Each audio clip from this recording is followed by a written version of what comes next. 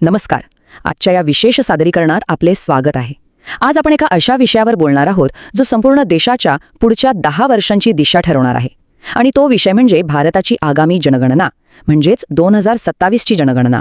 ही केवळ एक साधी डोकी मोजण्याची प्रक्रिया नाहीये बरं का. डिजिटल भारताच्या दिशेने टाकलेलं हे एक प्रचंड मोठं पाऊल आहे. चला तर मग वेळ न घालवता या विषयाच्या खोलात जाऊया. आता जरा कल्पना करा, दारावर एक साधी टकटक होते. काही लोक घरी येतात आणि एकदम साधे वाटणारे प्रश्न विचारतात, जसं की घरात किती लोक राहतात, शिक्षण काय झालंय, व्यवसाय काय आहे. वरवर पाहता हे अगदी रोजचं कंटाळवाणं सरकारी काम वाटू शकतं. पण विचार करा, दारावरच्या या एका साध्या ठोक्याने संपूर्ण देशाचं भविष्य कसं काय ठरवलं जाऊ शकतं. याच प्रश्नाचं उत्तर आपण आज शोधणार आहोत. कारण आपण दिलेली ही साधी वाटणारी उत्तरे खऱ्या अर्थाने आपल्या देशाची प्रगती आणि भविष्याची दिशा निश्चित करत असतात. आजच्या या विश्लेषणाची रूपरेषा अगदी सोपी आहे. आपण सुरुवात करूया ती म्हणजे जनगणना नक्की काय असते यावरून.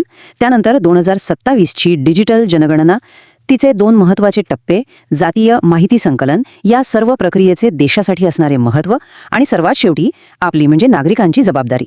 तर असा हा आपला आजचा प्रवास असणार आहे. तर वळूया आपल्या पहिल्या भागाकडे. जनगणना म्हणजे नक्की काय? बघा, जनगणना म्हणजे नुसती लोकांची डोकी मोजायची आणि आकडा सांगायचा असं मुळीच नाहीये. तर देशातल्या प्रत्येक व्यक्तीची अत्यंत सविस्तर आणि अचूक माहिती गोळा करण्याची ही एक खूप मोठी व्यापक प्रक्रिया असते. भारतात दर 10 वर्षांनी ही प्रक्रिया अत्यंत काटेकोरपणे राबवली जाते. आता विचार करा, एवढ्या मोठ्या आणि वैविध्यपूर्ण देशात प्रत्येक घरापर्यंत पोहोचून ही माहिती गोळा करणं हे खरोखरच एक महाकाय आणि थक्क करणारं काम आहे. आता एक रंजक गोष्ट पाहूया. 2011 आणि 2027 या 2 जनगणनेच्या वर्षांमधला फरक बघणं खूप महत्त्वाचं आहे. भारताची शेवटची जनगणना 2011 मध्ये झाली होती. तेव्हाचं तंत्रज्ञान वेगळं होतं, कागदपत्रांचा ढिगारा असायचा. पण आता आपण 2027च्या जनगणनेकडे बघतोय. ही आगामी जनगणना फक्त 10 वर्षांनी पुढे गेलेली नाहीये, तर ती ऐतिहासिकदृष्ट्या खूप विशेष आणि आधुनिक असणार आहे. ती एवढी खास का आहे? चला पुढच्या भागात बघूया. भाग 2, 2027ची डिजिटल जनगणना आणि यातील जबरदस्त तंत्रज्ञान. सर्वात भारी आणि अभिमानाची गोष्ट म्हणजे ही भारतातली आजवरची पहिलीच डिजिटल जनगणना असणार आहे. म्हणजे काय, तर आता माहिती गोळा करण्यासाठी कागदी फॉर्मचा कंटाळवाणा वापर होणार नाही, तर थेट मोबाईल ॲपचा वापर केला जाईल. भारत डिजिटल युगात किती वेगाने पुढे जातोय याचं हे उत्तम उदाहरण आहे. आणि यातील सर्वात भारी गोष्ट कोणती असेल, तर ती म्हणजे सेल्फ इन्युमरेशन, म्हणजे स्वतःची माहिती ऑनलाईन स्वतःच भरण्याची सुविधा. आता कोणत्याही मध्यस्थाशिवाय आपण आपली माहिती सरकारी पोर्टलवर अगदी सुरक्षितपणे स्वतः नोंदवू शकणार आहोत. आहे की नाही कमाल? आता येऊया भाग 3 कडे. या संपूर्ण प्रक्रियेचे 2 महत्त्वाचे टप्पे. बघा, हे सगळं एकाच रात्रीत होत नसतं. ही प्रक्रिया अत्यंत पद्धतशीरपणे 2 वेगवेगळ्या टप्प्यात विभागली गेली आहे. पहिला टप्पा म्हणजे 2026 मध्ये होणारी हाऊस लिस्टिंग किंवा घरांची नोंदणी.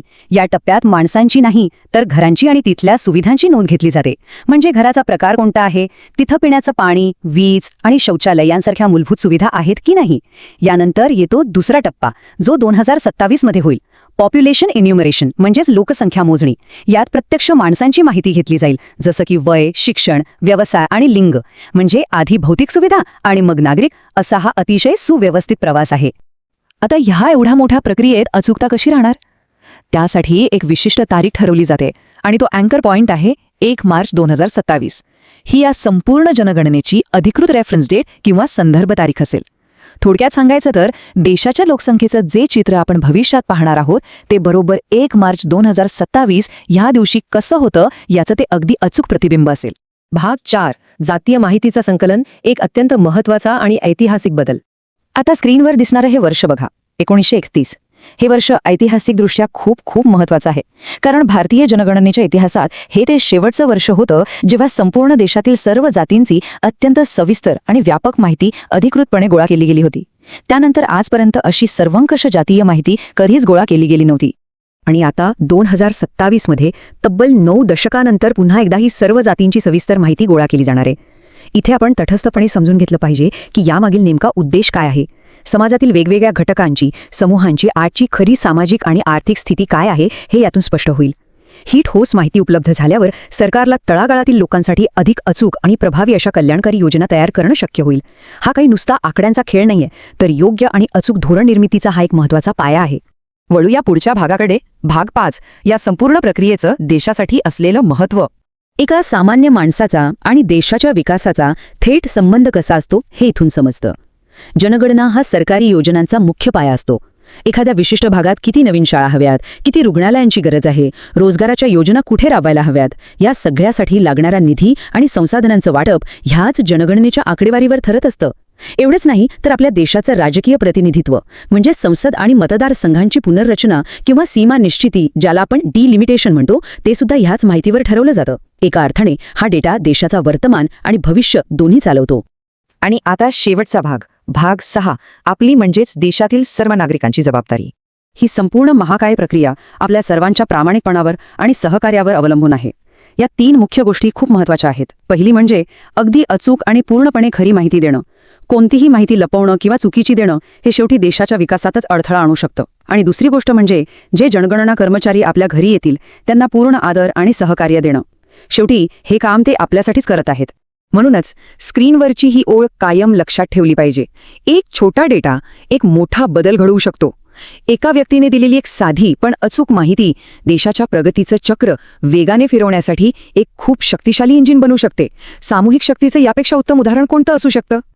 तर आजच्या या सादरीकरणाचा सारांश काढायचा झाला तर असं म्हणता येईल की भारताची 2027ची जनगणना ही केवळ लोकसंख्या मोजण्याची एक यांत्रिक प्रक्रिया आता राहिलेली नाही. ती देशाच्या सुरक्षित आणि प्रगत भविष्याचा भक्कम पाया आहे आणि आधुनिक डिजिटल इंडियाच्या दिशेने घेतलेली एक मोठी ऐतिहासिक झेप आहे.